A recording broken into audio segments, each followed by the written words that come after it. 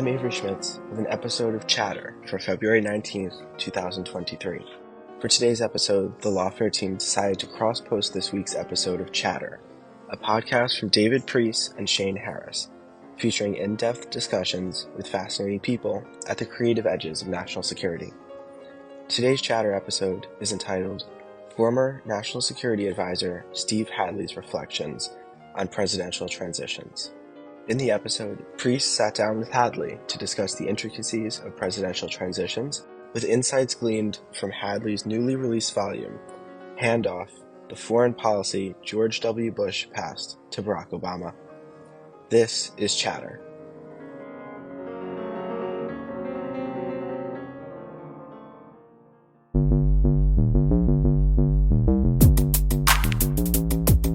Welcome to Chatter. I'm David Priess, publisher of Lawfare. This week, former National Security Advisor Steve Hadley on preparing for a presidential transition.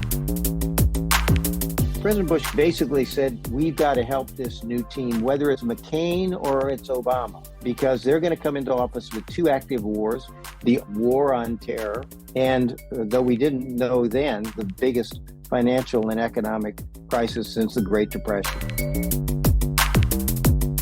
We really thought in 2005 that freedom, democracy was on a roll. It was the wave of the future.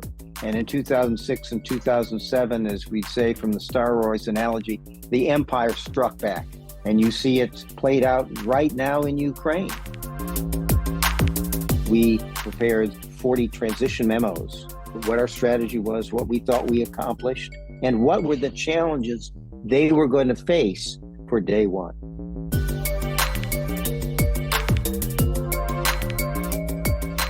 Steve, welcome to Chatter. Delighted to be here. Thank you so much, David.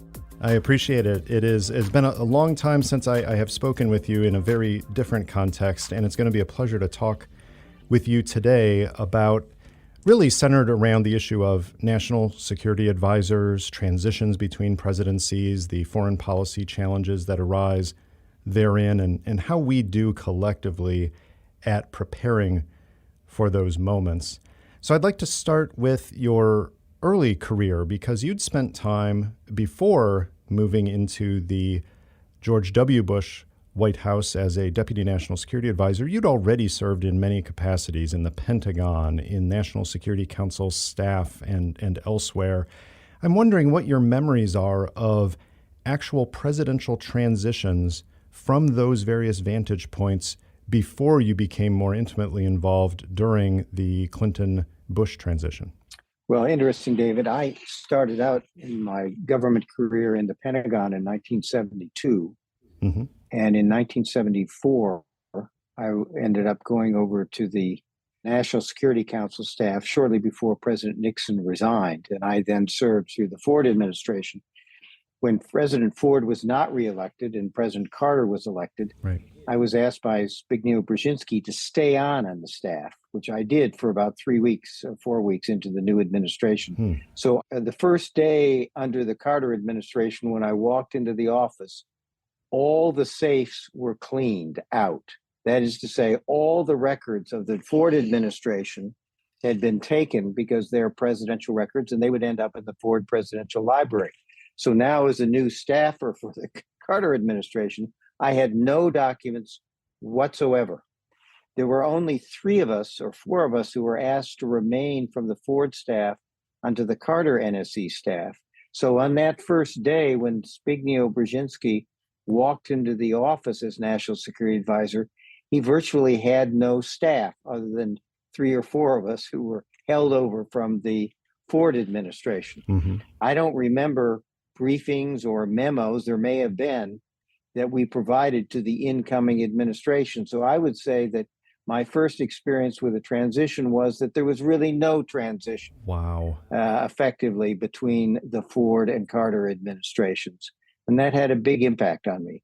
And yeah, let me dig down a bit on that, because that may not sound as horrific to many people as it sounds to me, and perhaps upon reflection as it feels to you. But we have to remember, a new president, a new administration coming in, you may think because they've done some foreign policy thinking and planning and they have a few senior nominees And the campaign trail certainly has a number of campaign promises in it that they can just hit the road and pick up where the last team left off. But there are, for every country in the world and every multilateral organization and all of these foreign policy initiatives, there are recent meetings that have been held with foreign officials and updates on policies and programs that are continuing.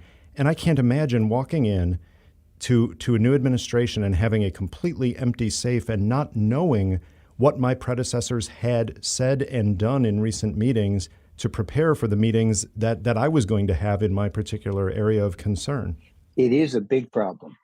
You know, every administration that comes in after winning election, you're pretty on a high from having won the election. And there's a sense that most of us have when you come in with a new administration that you're writing on a clean sheet of paper, if you will. But of course, you're not. There is an enormous amount of continuity, as you described. And you've got to know, if you're going to do your job effectively, what went before. And the problem is when you come in to a situation where all the NSC records are gone and been transferred to the presidential library of the outgoing president, you're really dependent on reaching out to the State Department, the Defense Department, to understand what that history is. And a lot of that history, of course, was done by the National Security Council staff and may or may not have been shared with the State Department, the Defense Department. So it was one of the things that I think really had to be remedied in subsequent transitions to allow staff to copy key documents and to have those documents available for the new team coming in so they could see what was the history of the NSC staff's and the prior president's involvement on the issues of the day. Now, this is also a time before the Presidential Records Act, which was signed, I believe, during the Carter administration and then would take effect with the Reagan administration. So you first of all have the problem of no continuity of foreign policy documents, no thread line of what had been happening. But you also have the issue of essentially everything could just go to the Ford Presidential Library, I assume, in Michigan, and there would not even be what I would call the other government materials that normally could be accessed, at least through the archives at the time. So when you're talking about a blank slate for Jimmy Carter, for Zbig Brzezinski, for you, at least you had memories, and maybe you could call up some of the previous officials, but it's really shocking that any foreign policy until more recent years could start and get anything done for the first few weeks at all. You're exactly right. And one of the things that I think the remedies we came up with and other administrations have done it is rather than have the whole NSC staff leave on the last day of the outgoing president, so there's basically nobody home for the incoming administration, you can remedy that by accepting the resignations of the senior most people, but keeping the junior officials in place. You know, the NSC staff is, as you well know, mostly people detailed from the State Department or from the Defense Department or the intelligence agencies and other agencies of government. So you keep those younger staff in place and make one of them an acting director for each of the various units of the NSC staff. So there is and if you also have allowed them to make copies of the documents that they're going to need under the incoming administration, you've now then have a set of documents and a set of staff so the incoming administration can begin to do business from day one. And not to get too far ahead of the game, but that's something that you consciously did in 2008, 2009, but we will get there because that definitely helped along with the many other things that happened during that crucial transition. So let's move forward a bit. Now let's say it is the year 1999 moving into 2000, and there's an election going on between Bill Clinton and George W. Bush. And ultimately, way too late, we find out who the president is in the president-elect is, I should say, in 2000, mid-December 2000. You are in the transition process there on the Bush-Cheney team and ultimately coming into the administration as Deputy National Security Advisor. I wonder if you can describe the overall process of that transition from your vantage point as someone coming back into government after a period where you were away, but having had the experience of seeing that earlier transition. So because of the lateness of the resolution of the election, the time we had available for the transition was about half of what was normally available. So it was an accelerated transition. What you're doing as the incoming group is you got to get your people in place. You got to figure out who you want to have in your senior positions at the NSC staff. That's very important. Secondly, you want to have at least an initial framework of what some of your early policy initiatives are going to be. And third, one of the things you do is you need to schedule, if you will, and think through the opening moves of the president. As the president comes into office and begins to exercise the powers of that office, what messages do you want to send not only to the country, but also to the world about the attitude and approach of the new administration? So there's a lot going on. Second of all, you've been out of office for a period of time, and you don't know what you missed. And I think one of the risks is that people coming in who have served in government, then been out for 4 or 8 years, and coming back in, is they don't appreciate how much has changed. For example, Condi Rice, who was National Security Advisor, and I had several meetings with Sandy Berger, who was the late Sandy Berger, who was then the National Security Advisor for President Clinton. And he said a couple things that were very interesting. He said, terrorism is going to take much more of your time than you ever imagined. It's a new issue from the days when you were here under the George H.W. Bush administration. You're going to be spending a lot of time on terrorism. And of course, that was very prophetic. We also showed him an organizational chart of how we propose to staff the new NSC system and the NSC staff. And I remember one of the things he said was, you do not have enough people doing press, and you don't have enough people doing Congress. The Congress is much more engaged than when you were last in power, and interacting with the press is now a 24/7 occupation with respect to the new media. I find that to be so telling because you're focused on the substance. You're thinking about the core issues, and there were many of them. There's Russia, there's China, there's the peace process, there's Iran, there's terrorism. And probably the last thing on your mind was worrying about the press as you're about to get started. So that may have been a good insight, right? It was a very good insight, and it proved telling as we got into office and started dealing with the issues of the day. And we did end up expanding our capability in both of those areas. Fascinating. Now, you said that some of this information, I believe, came from Sandy Berger in conversation. And I'm wondering, how much paper was there to back this up? And by paper, I mean possibly also electronic materials, but back then, certainly, even today, a whole lot of actual paper. Were some of these things put in written form and left for you, or was a lot of it really gained through those direct conversations? I guess we were presented with a couple briefing books. There's a lot going on, and you don't really have the luxury of spending as much time reading those materials as you would like. So I think one of the things that were more useful were actual briefings.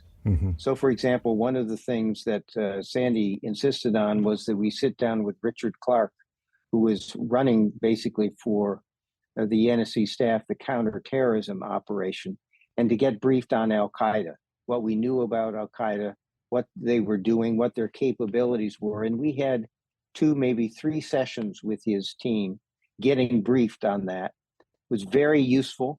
One of the things we decided to do was to keep Richard Clark and his team on under the new administration, to keep doing what they were doing to deal with the threat from Al-Qaeda, so there wouldn't be any break in the tempo of our operations there. So I think the conversations with Sandy were extremely helpful. The briefings were extremely helpful. And I know that Secretary of State Powell and the Defense Department people were also talking with their counterparts in the outgoing administration those conversations at the cabinet or department to department level were also extremely useful. A potentially awkward question here, but I hope not. There were several, I don't know if surprises is the right term, but several incidents that happened within a few months of starting the administration. And I'm not talking about 9/11 here. I'm talking before that. Things like the incident with China over the plane that went down on Hainan Island and others. Did you feel that there could have been, in a sense, better preparation for those incidents, and maybe there would have been a chance to get your legs running a little bit faster in processing the bureaucracy through those incidents with a stronger transition, the kind that you tried to develop and implement 8 years later? I don't think so in terms of handling that crisis, for example, because that was this was a virtually a collision between a U.S.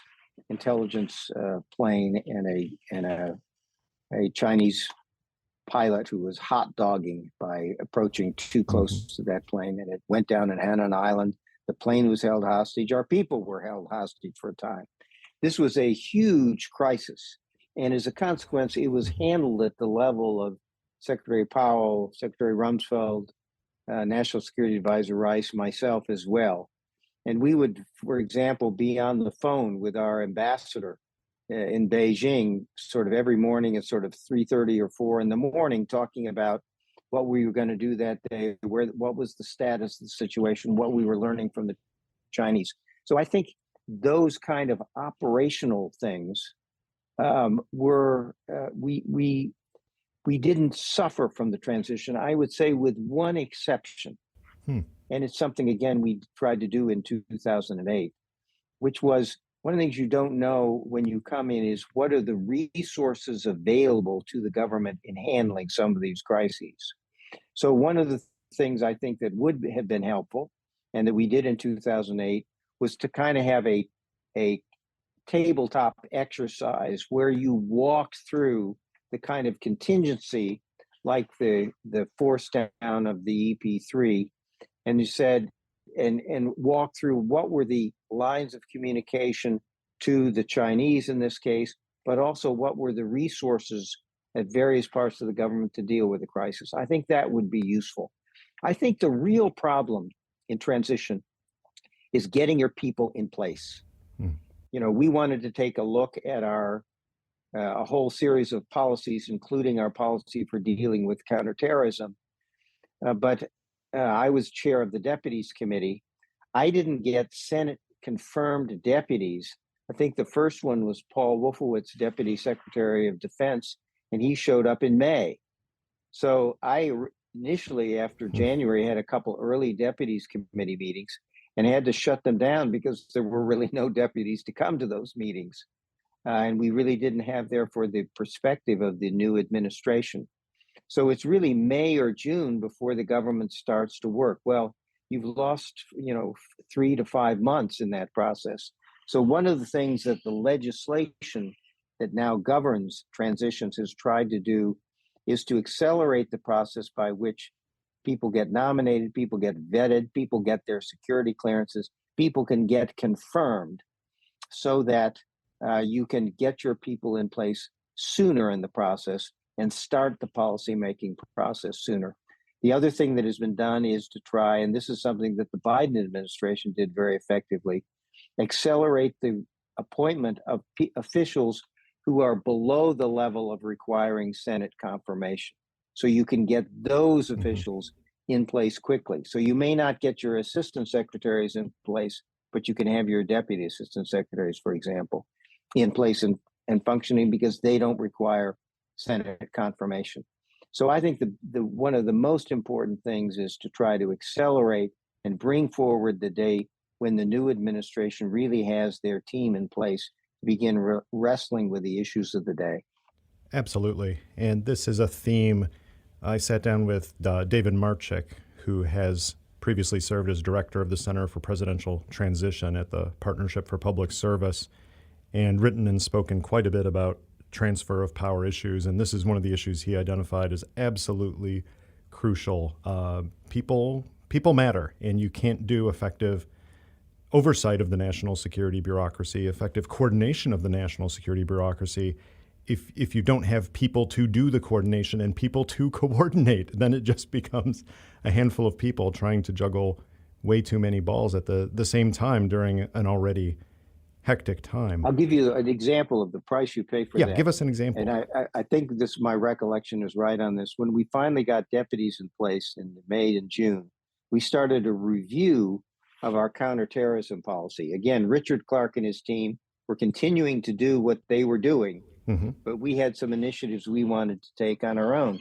We got those pulled together at the deputies committee level, put them up to the principals committee, which is the cabinet level group just below the president, and had them in a document that was on the president's desk on September 10th.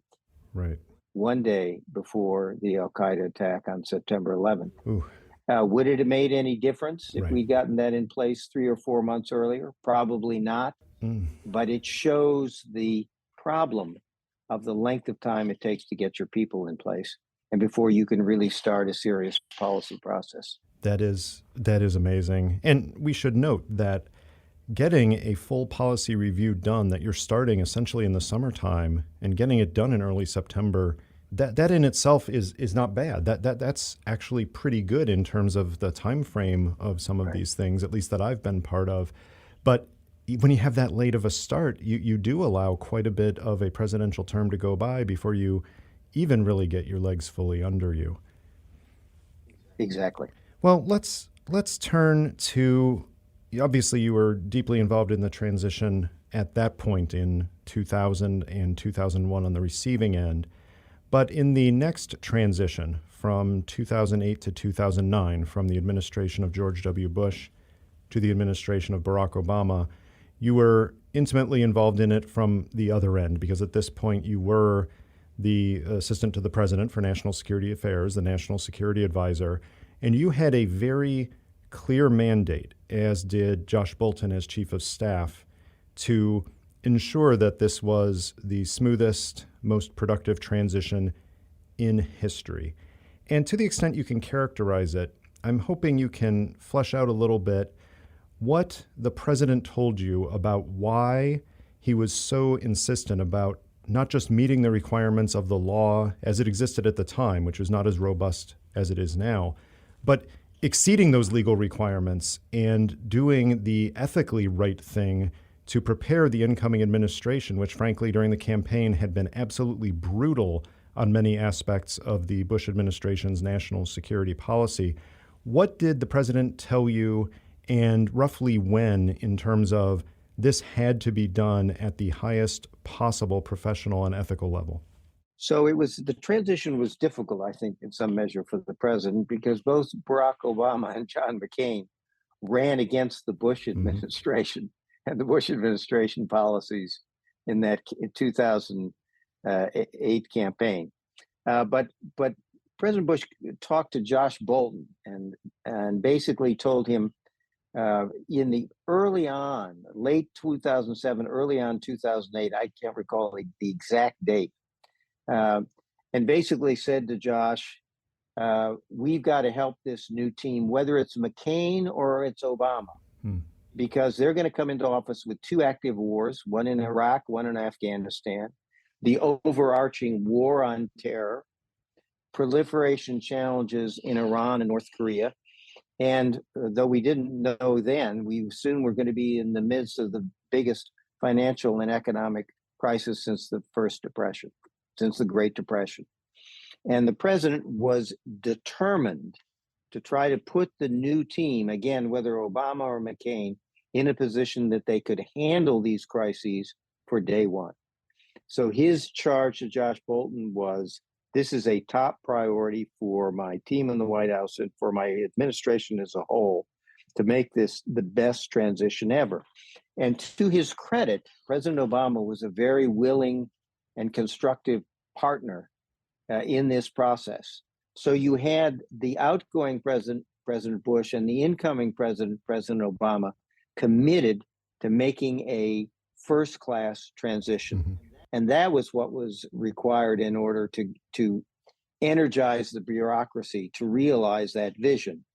And he gave Josh Bolten the charge of getting it done. And Josh did a superb job, both on the domestic side, where he relied heavily on Joel Kaplan, and on the foreign defense and national security side, where he gave me my marching orders and asked me to take responsibility for getting that done as well.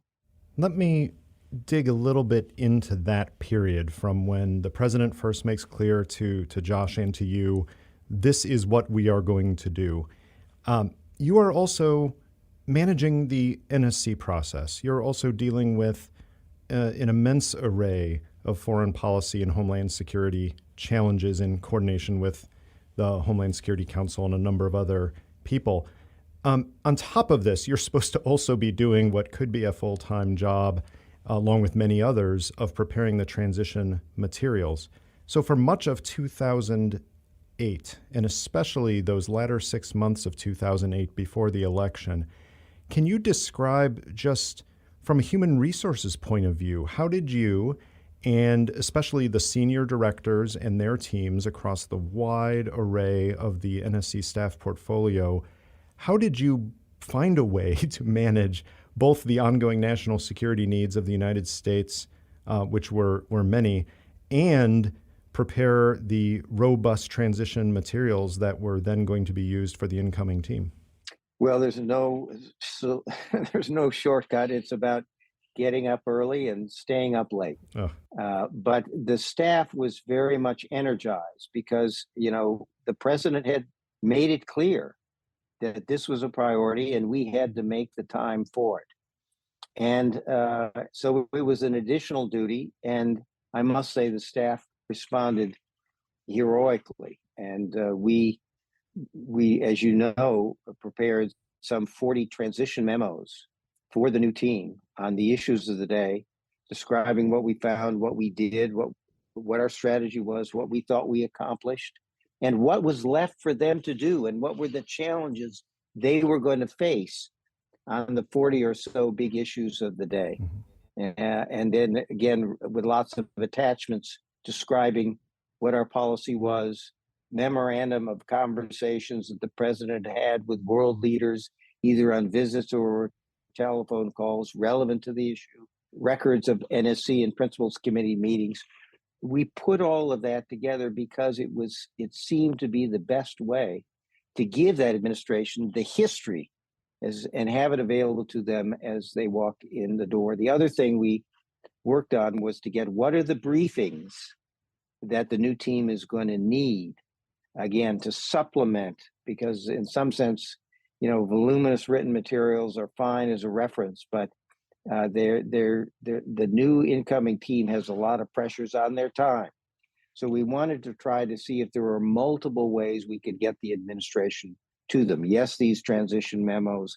Yes, briefings, formal briefings. Yes, informal meetings with incoming members of the team who are going to replace or have the positions that we were going to be vacating. Mm-hmm. So it was a big effort, but I think given the magnitude of the challenges that the new administration was going to face, the fact that if the administration were to fail on those issues, our country would fail on those issues. So it was important they be prepared. And the clear guidance from the president, there wasn't a problem, quite frankly, getting people motivated to take on this preparation for the transition as an additional duty to all the things that were already occupying their time. And I know well several people who were working on some of these issues at the time, and they've described it similar to the way you've described it, maybe with a little bit more groggy eyes and memories of exhaustion, but definitely something they felt was important to do as a public servant, but also something that was absolutely brutal just in terms of what was already an obscene long schedule on most days. Much of what you just brought up, Steve, the transition memos and much of the material around it is contained in a new book that is remarkable. And I say that not as a value judgment, but as an objective fact. It is remarkable that you've been able to pull together with the help of people like Peter Feaver, Will Inboden, Meghan O'Sullivan, and Maureen McGrath. A book that brings out to the public so quickly, relatively, after this transition, most of these transition memos, not all, but most of them, and a lot of commentary and analysis around it. The book is called Handoff, The Foreign Policy George W. Bush Passed to Barack Obama. And it's almost 800 pages of transition memos, of analysis by one or more of the people who prepared those memos about what was going on at the time and why it was written the way it was written and what has happened since. And you get to see these transition memos just as Barack Obama and his senior staff saw in January 2009 when they came into office. And I have to ask, how did you pull this off? Because many historians would love to get this information for relatively recent administrations and have been unable to, and they have to fight for declassification sometimes and wait for 25 or 30 years for the declassification to happen. What was the process of getting this pulled together, and how were you able to do it? Well, thanks for that, David. And we can talk a little bit about the book. In terms of the declassification, we did it by the book. We put in, the outgoing Bush staff put an enormous amount of effort into these transition memos. I recalled them as being pretty good. And about 3 years ago, I went down to the Bush Library, and I still had my security clearances. And I got the memos, and I thought, this really is a terrific record of what the Bush administration faced, what our strategy was, what we thought we accomplished, and that it deserved to see the light of day. So I went to President Bush and proposed this idea, and he was all for it. And he requested the National Archives to declassify the 40 transition memos. And those, they had a lot of unclassified attachments, but a lot of the attachments were classified. So he requested that the 40 transition memo be declassified and that the attachments be declassified, those that were classified. And that process took a long time. But the archives was very cooperative. 39 of the 40 memorandum have been declassified. Some of them have some redactions to them for classified material that was not prepared to be declassified at this time, but they're relatively few. And the attachment process of declassifying those is still ongoing. So I think it was the president's support and the fact that the National Archives professionally were willing to support the project is the reason it became declassified. The other thing is, while there's an editor and 3 co-editors, there are almost 40 members of the Bush NSC staff who participated in the process of taking each transition memo. These were the people who either wrote the memo or worked on the issue. And we asked them to write a postscript to the memo that would take it from where the Bush administration left it, update what had happened on the issue under the Obama, Trump, and early Biden administrations. And on the basis of that, look back and evaluate what Bush administration had done, what we got right, what we got wrong. And then finally, looking now at 20 years of 4 administrations handling these issues, what are the lessons learned for future presidents? So in some sense, all the effort and late nights that people spent writing these transition memos in the first place, I think it was kind of exciting for folks to think that they were actually going to see the light of day, and then to have a chance to look back now, some 12, 13, 14 years after the end of the Bush administration, see what had happened and make some judgments about how we did. That's a kind of unique opportunity, and I think the staff were pretty energized in that process. It really is. And then the third piece of it is, while the book has 30 of these 39 declassified transition memo, those 30 plus the 9 that were not in the book, plus all the unclassified attachments and the declassified attachments, are going to go up on a digital archive maintained by the Center for Presidential History at Southern Methodist University that Jeffrey Engel is overseeing. So people will be able, in terms of the book, with the 30 of the transition memos and the postscripts, and then this archive, I think it will give researchers, scholars, and the general public who's interested in these issues a good platform for which to look at what the Bush administration did and come to their own conclusions about its significance. On that last point, I think it's important to realize that no one's going to read these documents, or at least I think no one's going to read these documents and change their preconceived notions about an actual foreign policy decision of pursuing this agenda versus that agenda, or making this decision for war or not. But that's not your purpose. Your purpose isn't to change people's minds. The purpose is to give a rare, and again, earlier than usual historically, insight into two things. One is the foreign policy thinking, why things were done, what thought and care was put into it, what institutions were recognized or created or adapted along each line. And secondly, the very process of doing so, the creation of these memos and the process of reflecting on past administrations and future ones as part of the continuity of the national security of the United States. But to be clear, your goal isn't to try to put a spin on it, to try to sell this foreign policy agenda of the Bush administration and to make people think differently about it. It's to give people insight into it so that they do understand it better. I think that's exactly right. This is written for the history books and for those scholars and researchers who, over the next decades, want to take a look at and evaluate the Bush administration. And they're going to come to their own conclusions.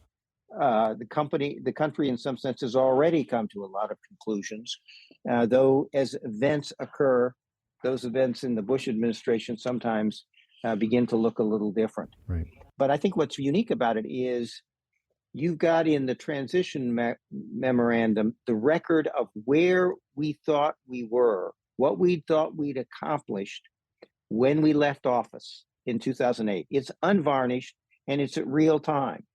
It is not written with hindsight to try to make us look a little bit better. It's the unvarnished assessment that we had at the time, and people can decide how it played out over time. The postscripts will help in that judgment.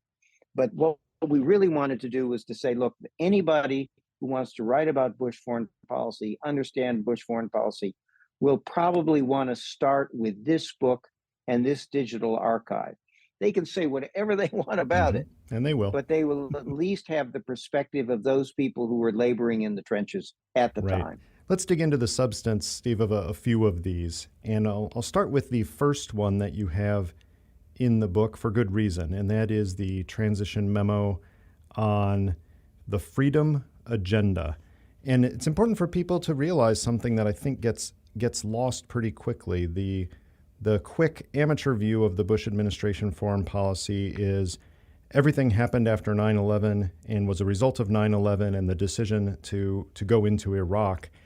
But people forget that the freedom agenda was actually articulated first during the administration, was articulated first in the president's inauguration address itself, the literal beginning of his presidency.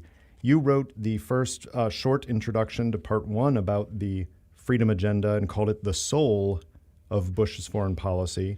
And the very first chapter and transition memo and assessment are about the freedom agenda.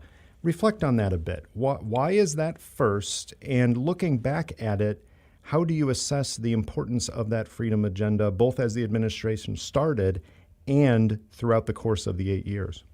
I think the freedom agenda is very important because it's, in some sense, there are a couple lessons that come from this book. One is, and you started there, a lot of people think, well, the Bush administration did Iraq, Afghanistan, and the war on terror. That's it. And one of the things you do is you look at the table of contents of the book the number and variety of issues across the full spectrum of issues presented to the United States by the international environment are dealt with all at the same time. Mm-hmm. So I think people will have to recognize that it was a broad, comprehensive, and ambitious agenda. And that's just not true of the Bush administration. That's true of most administrations. So the American people need to understand that if you're the United States government engaged in the world, you're doing a lot of things at once. Mm-hmm. And second, the other thing I think people will conclude from it is the president is really critical in developing the strategy and conceptualizing and then implementing the key approaches of the administration. I say that the president is the chief strategy of his or her administration.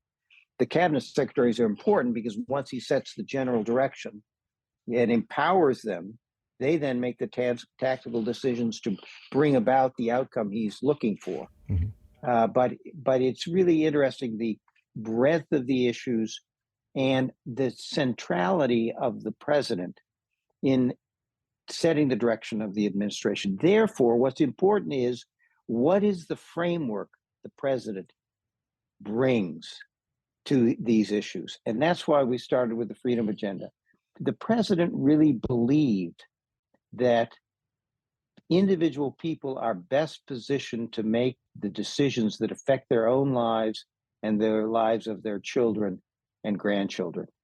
And that was a key principle of both his domestic agenda, No Child Left Behind, for example, in education, how important education was, how important health was, but also as an international agenda.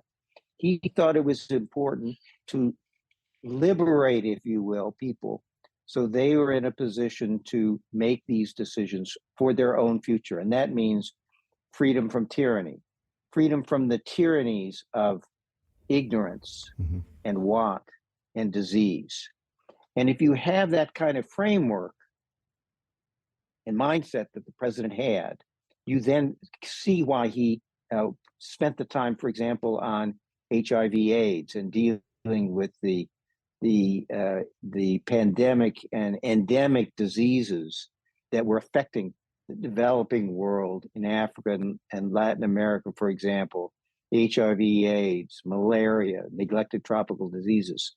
So we started the book with the Freedom Agenda because it tells you something about what is the framework and the mindset of the president as he comes to deal with the issues that came before the Bush administration. I was going to say, in the reflective essay that accompanies this transition memo, as all of the memos have a reflective essay accompanying them, the lessons learned by the look back at the administration and what has happened since really speak to the overarching issues that do at least influence and even govern many of the more specific ones that follow. Lessons like the history of democracy waxes and wanes, and promotion of freedom and democracy must be balanced against other interests at times, that providing security is the precondition for allowing democracy to even take root, and of course that American leadership in advancing liberty is important, but it is not determinative. And I think those reflections from people who were involved in implementing this freedom agenda at the time is important, because the facts say that at times during the administration, there clearly were mountains. There were countries that were more free, many countries that were more free than they had been at the start of the administration. But a decline in freedom did start around 2006 and has continued since that point, with a lot of people around the world doing what you just said, which is rising up on behalf of liberty and human rights and wanting to have a say in their government, and finding opponents of those efforts striking back with vicious ferocity. So those big overall lessons learned really go beyond just this administration, don't they? I think they do. I think you're absolutely right. With the color revolutions in 2004, 2005, the emergence of states that had been under the Soviet Union's thumb, but were now free to join the EU, free to join NATO, become part of the West, the uprisings in Ukraine and Georgia and Kyrgyzstan.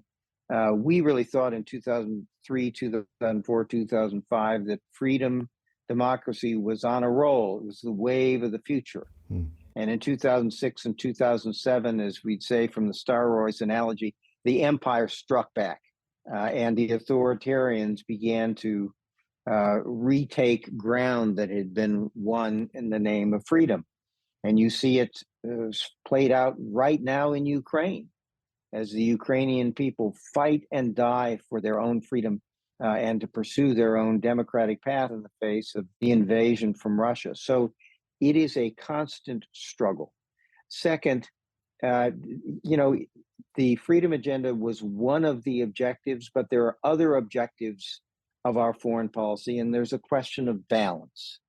And particularly when you have to talk to friends and allies that are not as free and democratic as they should be. And one of the things that President Bush tended to do was praise our friends and allies in public, but raise issues of human rights, rule of law, freedom, and democracy in private. So there's a balance that needs to be struck. But I would say one thing I think we learned, and if it's in the foreword that Condi and I wrote for this book, at the most fundamental level, I think there is a convergence between our interests and our values. That you have to have a foreign policy that is both realistic, that achieves interests that advance the security, prosperity of the American people and stability of the American people here at home and abroad, but also is idealistic in that we stand as Americans for the promotion of freedom and democracy, rule of law, and human rights. Every war we have ever fought has been in the name of promoting those values. And there's a reason for that. And I think the reason is that, in some sense, promoting our values and helping states win their own freedom and build democratic states that are legitimate and effective, can serve the needs of their people, can live at peace with their neighbors, and cooperate with us in maintaining a rules-based international order. That is a world that is very much in our interests and in the interests of the American people to ensure the security, prosperity, and freedom of generations here at home. So at the most profound way, we tried to merge a policy that was both realistic and idealistic at the same time, because we thought pursuing our ideals and values, in the end of the day, achieved the realist view of what are America's enduring interests. And that, of course, all had to be supported. And this is, I think, something people miss, by what we call the balance of power that favored freedom. That is to say, because there are authoritarian forces out there that deny people freedom, there needs to be undergirding this effort to promote our values, an effort to promote a balance of power, a fusion of military, economic, diplomatic, and other means of ourselves and our allies who similarly believe in freedom, that it undergirds and supports our efforts at advancing our values in the international arena. Right. Well, we won't go through every part of the book because that would be an 18-hour podcast episode, but one that we do need to touch on is the part covering the war on terror. And this includes transition memos on dismantling al-Qaeda, on institutionalizing the war on terror, and also on the war of ideas. And these are, of course, linked very closely and do overlap in some important ways. To set this up, you characterize it in the introduction to this part by saying that the question that this new administration faced from nearly every quarter after 9/11 was, how could you have let this happen? And more urgently, what are you doing to keep it from happening again? And I think that frame of mind is too often lost in the long history, that after September 11th, you had everyone from people like me in the intelligence community working on counterterrorism to pundits outside of government saying there are other attacks coming and they may be worse. And why did this administration let this happen in the first place? And what's going to give us confidence that it's not going to happen again? And that led to a whole lot of activity on actual tactical means to fight al-Qaeda in particular, and institutions being created through legislation and through executive action, and of course through efforts to change the fight against terrorism to a war of ideas as well as a no-kidding shooting war. Looking back at all of these, as you've mentioned, you had the chance to review all of these transition memos and then ask people to write their reflections. What are your reflections on how that institutionalization of the war on terror did work, not only during those 8 years, but how did it set up succeeding administrations to make the progress that has been made against al-Qaeda in particular and terrorism in general? Well, it's a good question. And you're right to remind people that after 9/11, the intelligence community view was that this was likely to be the first of a series of al-Qaeda mass casualty attacks, some of which might involve the use of weapons of mass destruction. And people also forget that just 1 month later, anthrax started showing up, a white powder anthrax started showing up in envelopes at congressional offices and major media. And Americans died as a result of those attacks. And we did not know from where they were coming. And it could have been al-Qaeda for all we knew. And the third thing I think David, I just got a printout from the DNI, the Director of National Intelligence, put out, which is all of the terrorist incidents from 2001 going forward to the present day. And if you look in that period of 2001, 2, and 3, the amount of terrorist attacks, not only in the United States, but primarily overseas, is staggering. And if you look at the chronology, there are threat warnings in the United States, which are dramatic, but there are terrorist incidents all over the world at a remarkable rate. And I think people have to get their heads, I encourage people to get this chronology and read it, because it tells you the context in which we were operating. It was a huge challenge, and the president basically led the country, working with the Congress, to resetting our policies, our institutions, and our means for dealing with this terrorism attack. And second, one of the things that I think these postscripts point out is a surprising number of those measures were adopted by subsequent administrations, even by the Obama administration, which during the campaign in 2008 had criticized the Bush administration over its conduct of the war on terror. And the result, I think, is that the Bush administration established a foundation of institutions, procedures, and practices that were largely adopted or in a substantial degree adopted by successor administrations. And if you had told us that there would not be a major mass casualty terrorist attack in the United States after 9/11, if you told us that in September of 2001, we would have been very surprised indeed. So it worked. And it's a credit to a variety of administrations, the Congress, but most of all, the American people. One of the things we talk about in that is that some of those methods that were adopted, because we felt we were behind al-Qaeda, did not understand the scope of the threat.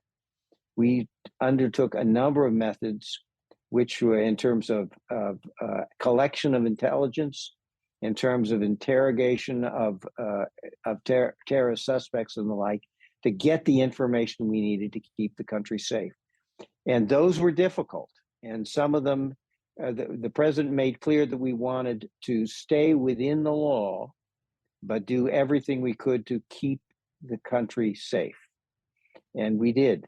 And some of those measures became a source of great controversy. And what's interesting about that debate that was subsequent to the Bush administration, or at the end of the Bush administration and subsequent, is we really had a national debate about what are the kinds of measures we should do that are consistent with who we are as Americans in order to protect us from terrorism, and what are the things we shouldn't do.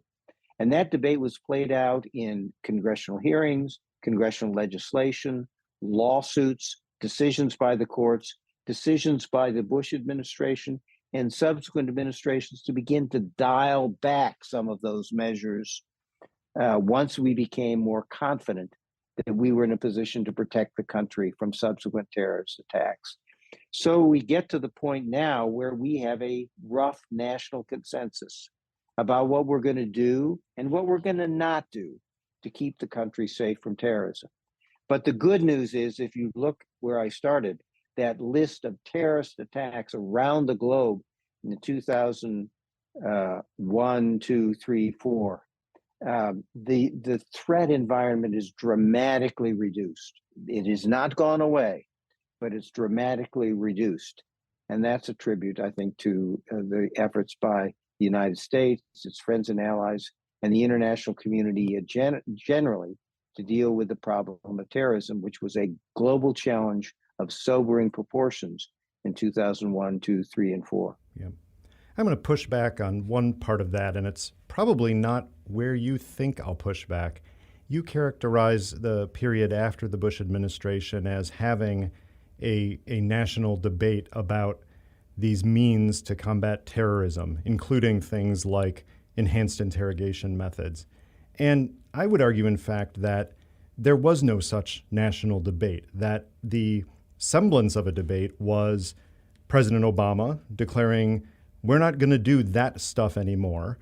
But the national debate was never, okay, where on the spectrum from ask a terrorist detainee who we know is involved in operational planning, ask them nicely where the next plot is and what they're planning on doing. And if they say, I prefer not to answer, you say, okay, have a nice day. That's one end of the spectrum. The other spectrum, things that were never considered after 9/11, but things that have existed in human history, right? Shooting out kneecaps, pulling fingernails, things like that. Where on that scale the U.S. government or humanity in general should be during times of high threat. All we really learned in those years after 9/11 was, well, we're not going to do those things beyond, the U.S. Army Field Manual kind of things. We're not going to do any of those enhanced things anymore. I don't feel like we had the full national debate that you alluded to, such that if there were a similar incident, and we all hope there isn't, but if there were a similar incident today to 9/11, or perhaps even on a larger scale, and there was someone who was captured who had news about the next even bigger attack that was imminent, I don't know that there is national consensus on what is okay and what isn't okay. So I'd like to get your thoughts on that. Do you think I'm wrong, that there was more of a debate than I'm giving it credit for? Or do you think that it was merely a decision to say, okay, we're not doing that, let's move on? It's a good point, David, and in some sense it's a corrective to what I said. I would say we had the debate, quote, quote, in the way that we do given our institutions. We had congressional hearings, we had congressional legislation, Mm-hmm. and congressional legislation started putting limits on what we could do and explicit authorization of things that we could do. I negotiated the Detainee Treatment Act with the late Senator John McCain. We subsequently had the Military Commissions Act. The courts got into it. Decisions about what are the rights of the detainees being held in Gitmo, for example. What kinds of procedures could the military commissions follow in trying to prosecute terrorists who had threatened or killed Americans? The Supreme Court made a number of rulings which were very pivotal in this point. The Bush administration itself and subsequent administrations did their own internal reviews of their practices and procedures and modified them going forward, particularly as we got more and more comfortable that we were on top of the Al-Qaeda threat. But we had this huge report that was done by the Senate Intelligence Committee on detainee treatment, interrogations, and renditions. You had the CIA putting out a counter report. I think there was a lot of turmoil and a lot of discussion. And I think now, if you take legislation, if you take judicial decisions, And if you take the policies that are enshrined in executive orders and the like, there is a framework for what we're going to do and not do in the area of keeping the country safe from terrorism. But it was done in that peculiar way, involving all the institutions of government and, of course, the press, which was exposing these things and raising questions about them as well. So it was, I would say it was a debate in the sort of American style, lots of different forums getting into the act, the sum total of which we now have a framework of what we're going to do and not do on the issue of terrorism. Another aspect that's covered in the book that I think is remarkable is during the reflection on the institutionalization of the war on terror. And it's actually one of the longer transition memos. Several of them are quite short and concise and crisply written for the incoming administration. The memo by Juan Zarate and Nick Rasmussen on institutionalizing the war on terror makes the point in that moment at the end of 2008, beginning of 2009, that there are all these institutions that have been created. Everything deriving from the awkwardly named, because almost everything in Washington should have a pronounceable acronym, the Intelligence Reform and Terrorism Prevention Act, signed in December 2004, as I recall, the IRTPA, if you're going to try to pronounce it. But the creation of things like the Office of the Director of National Intelligence and the National Counterterrorism Center, and of course the Department of Homeland Security comes about, and many other things. They make the point when talking about this that they have actually, modified many existing institutions and authorities, but question at the end of all of this process during the administration whether this is sufficient to allow the U.S. government to use all elements of national power and enlist private sector actors effectively.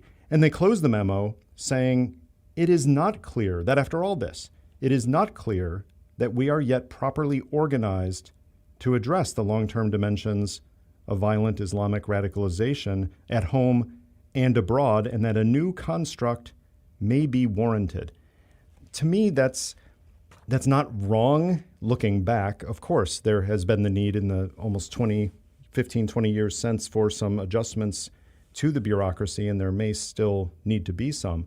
But it's a bit surprising to me that in 2009, some of the people intimately involved in developing and implementing the new institutions were already saying that a new construct may be warranted. What did you think about that? I thought it was insightful and right. And I think it's partly a function of, one, we've learned lessons of how we've handled this as a nation for all these years. But secondly, the environment has changed, and the threat of terrorism has changed. We talked about how over time, the kind of centralized Al-Qaeda terrorist threat that could conceptualize and execute the 9/11 kind of attack. One of the things we've done is really cause Al-Qaeda to be in a situation where that kind of centralized, well-planned, catastrophic attack, they don't really have the capacity for it. What have we seen instead? A metastasizing of Al-Qaeda presence around the world, and incarnations and things like the Islamic State, for example. So the threat is very different than it was around the post 9/11 period. Secondly, I think the thing they're also pointing to is, on the one hand, Bush decided we're going to treat this as a terrorist threat under the rules of war. And we are not going to treat it as a sort of civil law enforcement kind of problem. I remember very clearly a few days after 9/11, President Bush was out at Camp David and was talking to Bob Mueller, who was the new, recently nominated and confirmed director of the FBI. The president said to him, Bob, your job has changed.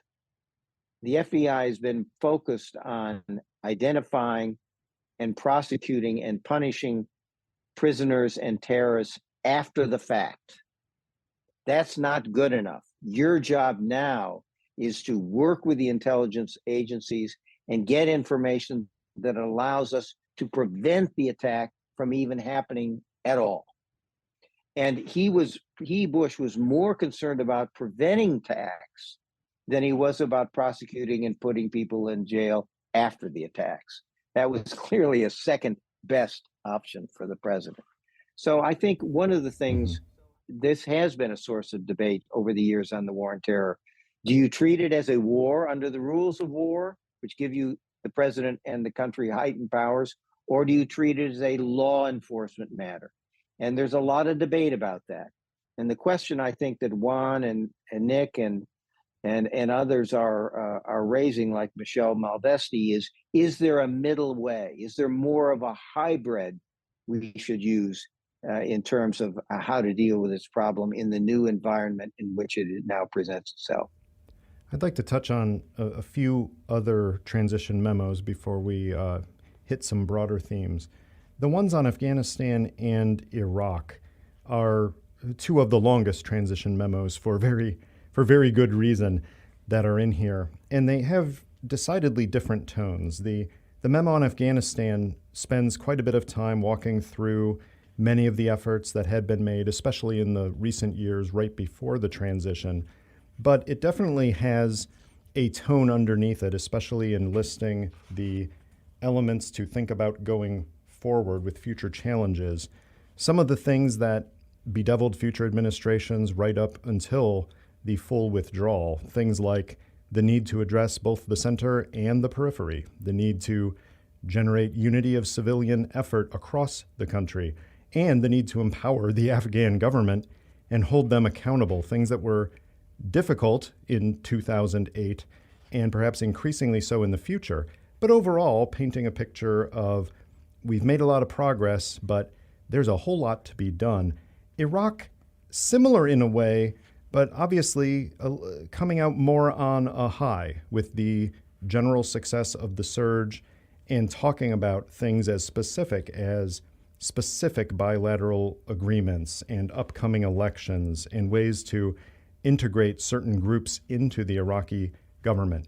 What's interesting, Steve, is both of them very much end by telling the incoming administration, in different words, different authors here, that you really need to keep your foot on the gas. Don't think that what's happened gets you anywhere, because you need to keep it up. And in the Iraq memo specifically, it says the coming 18 months may be the most strategically significant period in Iraq since the fall of Saddam Hussein.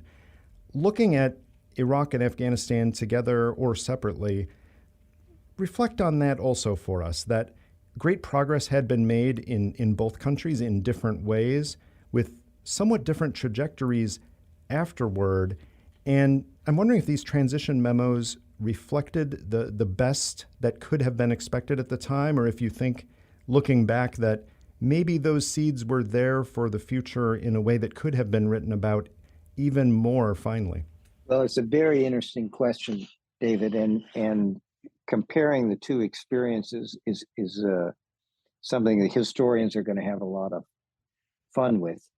I think the success that the president had with the surge in Iraq, announced in January of 2007, which dramatically brought down the violence and really unlocked the political system to begin trying to build a society where all three communities, Sunni, Shia, Kurds, and other minority groups, could live together in peace.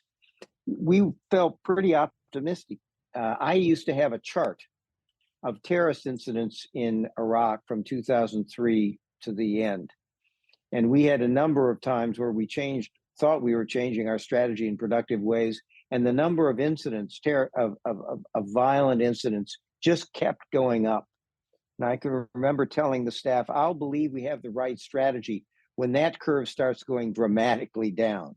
And after the surge, it did. It did. It was really remarkable.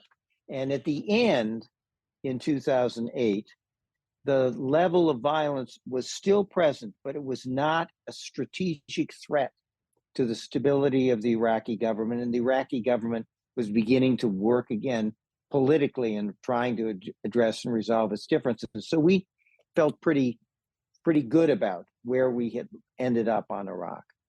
We did not have that kind of moment in Afghanistan. And as you know, the Obama administration tried their own surge in Afghanistan, but it was fairly time limited and it did not produce the kind of results that we saw in Iraq. And there's a lot of reasons for that. I think a number of factors contributed to the success in Iraq that were not present in Afghanistan. And that made a dramatic difference. But I think the real reason for you've got to keep your eye on this was that it was understood, I think, by those of us working on the issue, and the president made it very clear, is look, this is a long-term proposition. Helping the Afghan and Iraqi people building safe, secure, stable, democratic states that can provide services for their people and offer the prospect of a prosperous future was going to be a long-term proposition, the work of decades, if not generations. So we could start it under the Bush administration, but ultimately whether it would succeed would be determined in some sense by what future administrations did. Mm-hmm. And the example people used was the commitment we made in Europe to help it recover from the ravages of World War II. The commitment we made in South Korea. Remember, South Korea was a military dictatorship for a long time into the late 60s, and only subsequently became the kind of prosperous democratic society we see today. So the sections of the two memo were basically trying to call out to the new administration, this isn't done. And there's a lot of work yet to do here. And that was, I think, that accounts for the tone at the end of those two memoranda. Mm-hmm. What about Russia and Ukraine in particular, but Russia overall? Because the transition memos point out that at the beginning of the administration, remember, we're talking about the end of 2000, 2001 here, Vladimir Putin, he's not an unknown quantity, but he is still rising. And by the end of the administration, a lot of the efforts to bring in Russia as a strategic partner in so many areas had crashed on the rocks of things like the invasion of Georgia. Reflect back on that experience of getting to know Putin and getting to understand how Russia would react to everything from the expansion of NATO to the war on terror.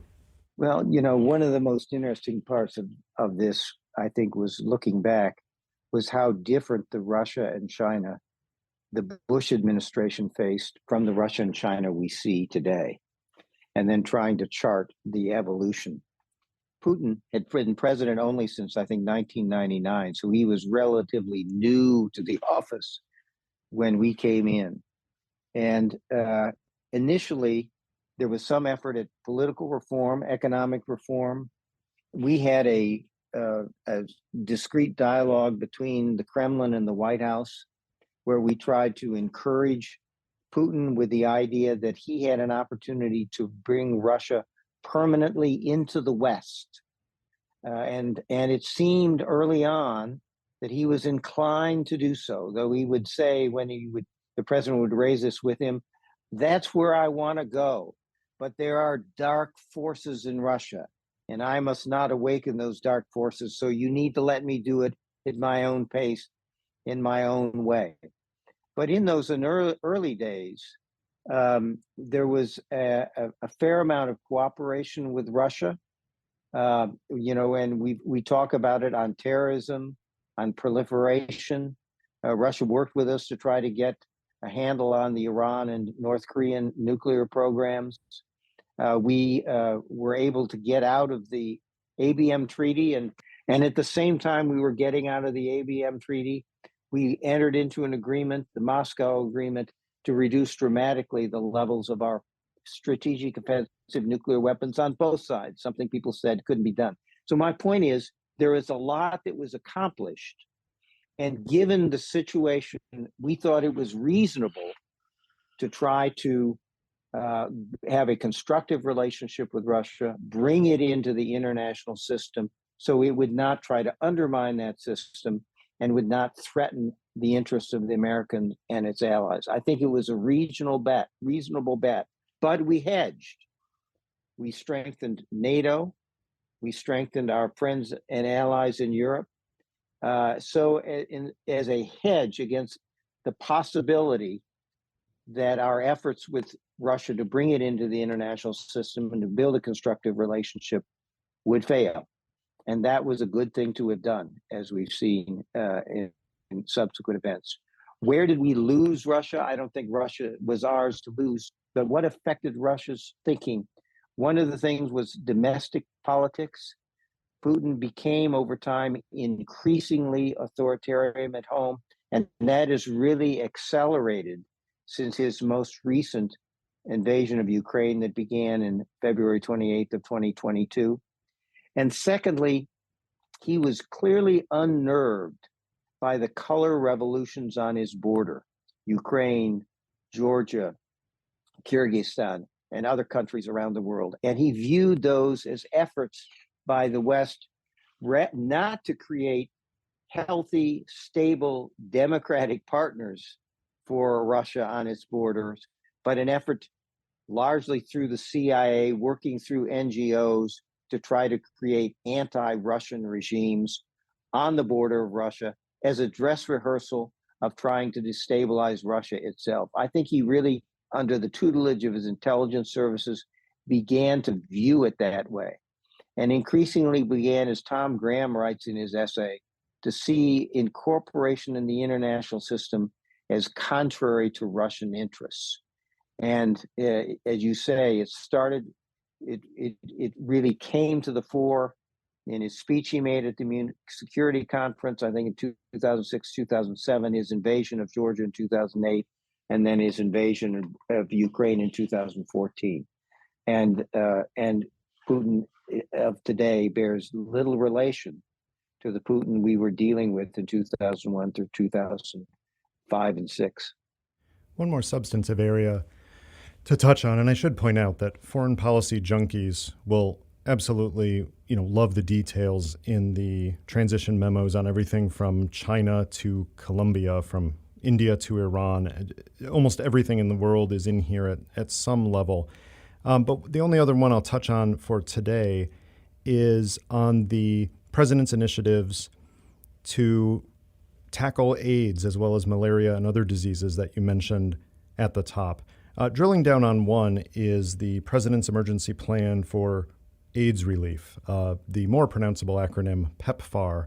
We went into deep detail on this in an episode early on in the History of the Chatter podcast that I'll point people to in the show notes. But this is one of those that I've got to say, Steve, reflecting back on the Bush presidency, most people in the public, if they list 10 things, maybe even 20, that they can recall about the Bush presidency and foreign policy, it would surprise me if 1 in 100 put PEPFAR on here. And that's surprising, given that it was both an absolutely massive investment and used new methods of aid distribution and accountability in a way that has been a huge success that has literally contributed to the savings of millions of lives. Why is it, do you think, that in a sense the Bush administration doesn't get more credit for PEPFAR, but even putting aside the issue of credit, that fewer people aren't aware of it? Was that a problem from the perspective of the National Security Council working with media and the public, a problem with the agencies and departments involved? Or is it just inherent in the nature of disease prevention versus more traditional hard national security issues? It's a really good question, and it is a puzzle. And if you talk to President Bush, it's one of the things that puzzles him, because it's something the American people should be very proud of. The American people, by their support for that program and the funding of that program, saved tens of millions of lives.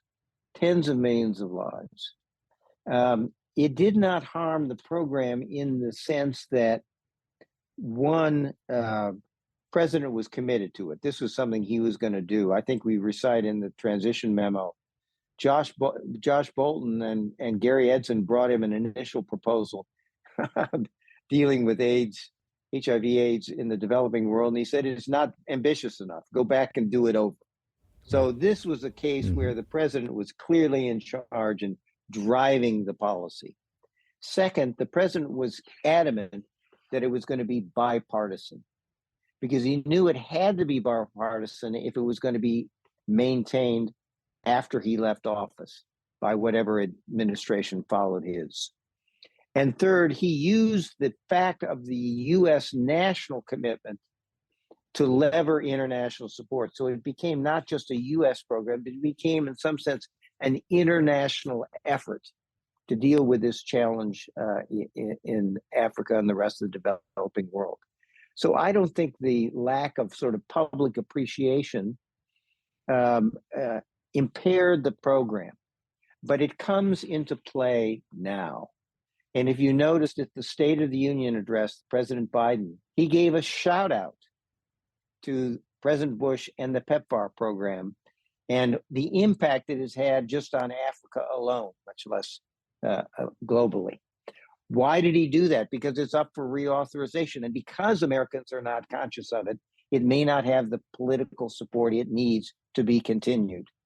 So he was trying to address that problem by reminding the American people, hey, you guys, you American people, you did something great back then. Let's, as he would say, let's finish the job. Let's reauthorize the PEPFAR program. Well, I want to go to a higher level at this point to close out. A lot of what you handled during this transition that led to these memos, written, I think, almost exclusively by senior directors on the National Security Council staff, but certainly supervised by you and probably edited by you at some point in the process.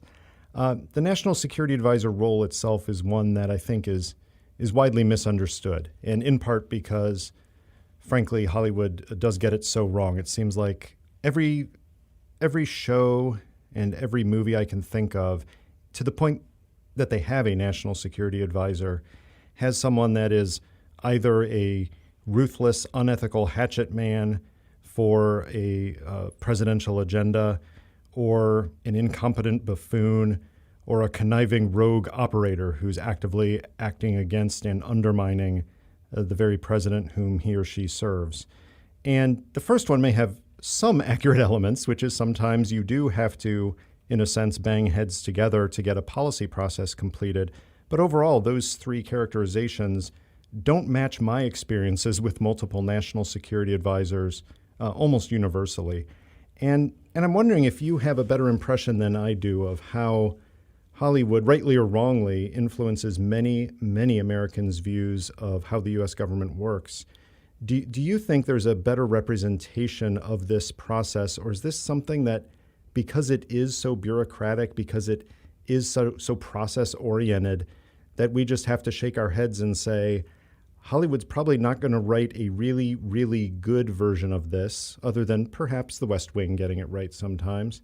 And we just have to accept that there will be a large-scale American misunderstanding of this very process that has developed over decades to keep Americans safe.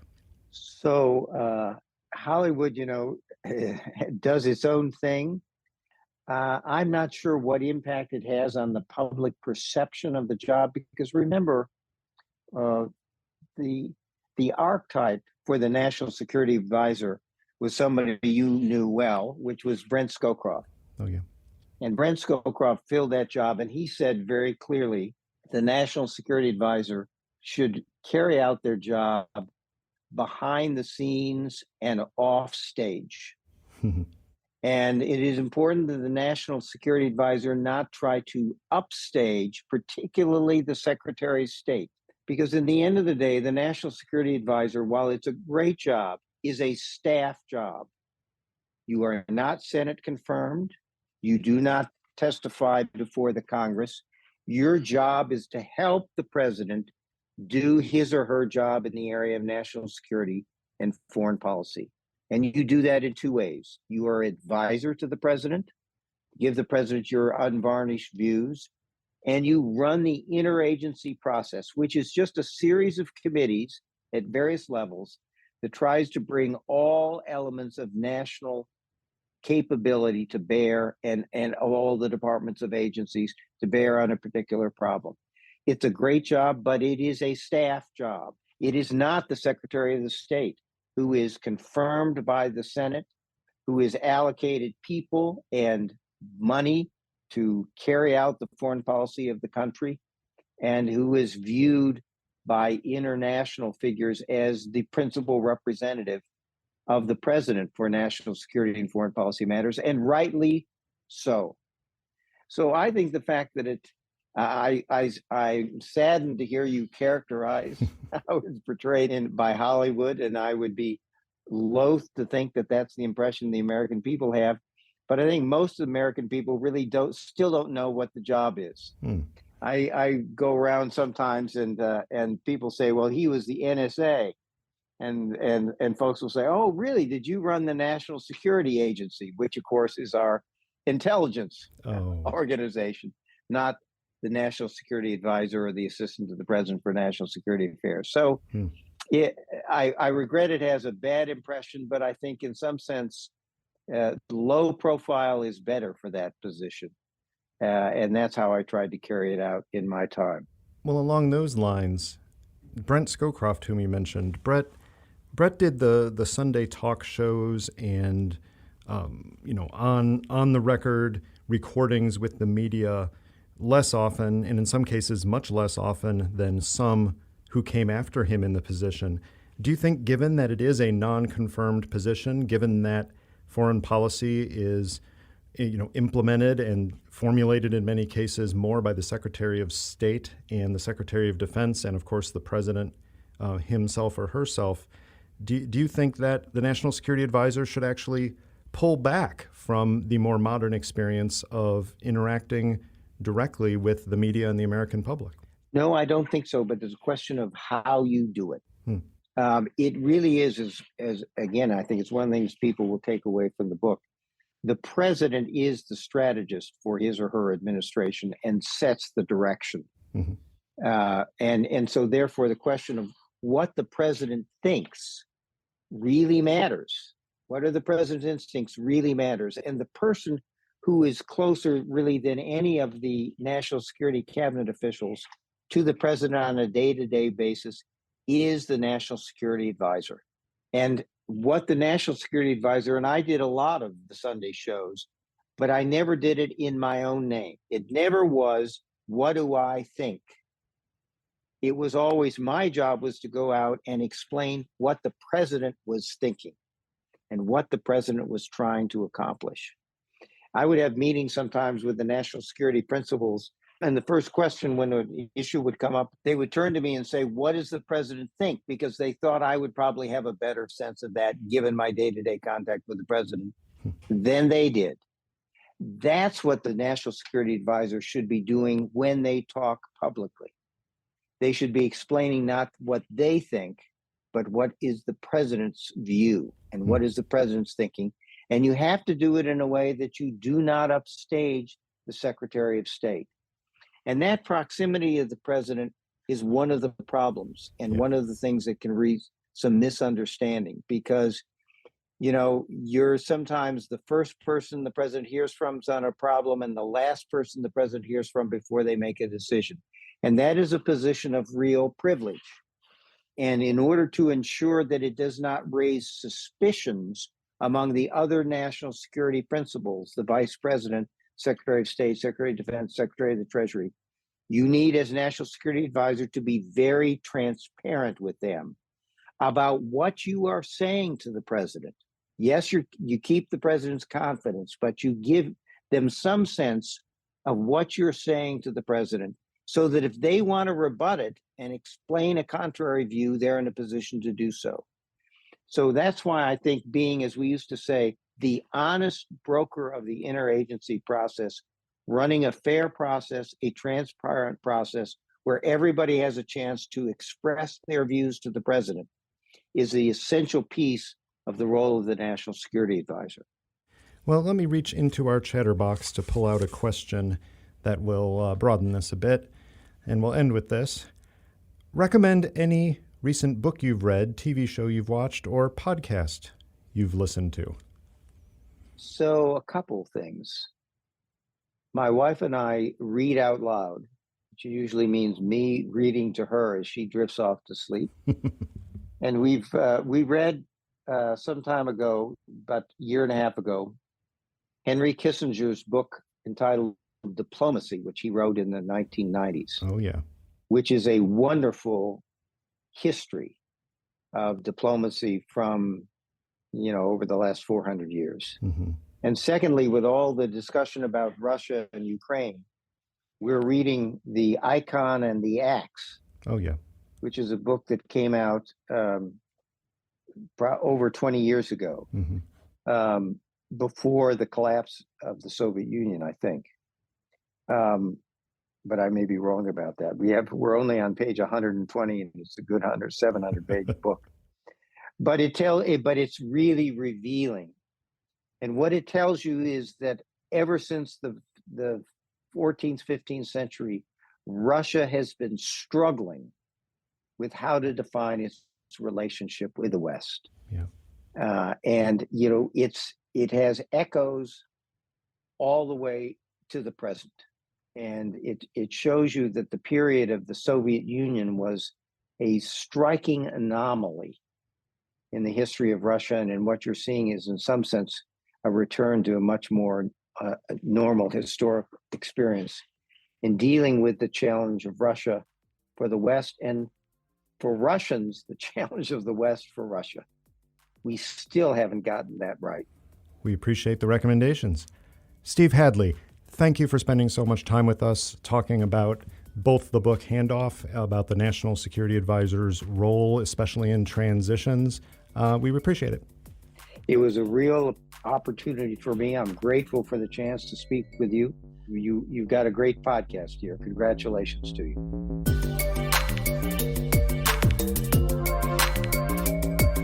That was Chatter, a production of Lawfare and Goat Rodeo.